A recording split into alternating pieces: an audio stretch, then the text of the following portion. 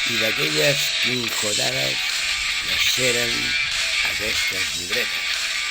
Les llibretes, les primeres llibretes del mentor Andreu, per sectors, territoris i col·lectius. Un petit relat, un petit curset i una guia de navegació. Are you listening?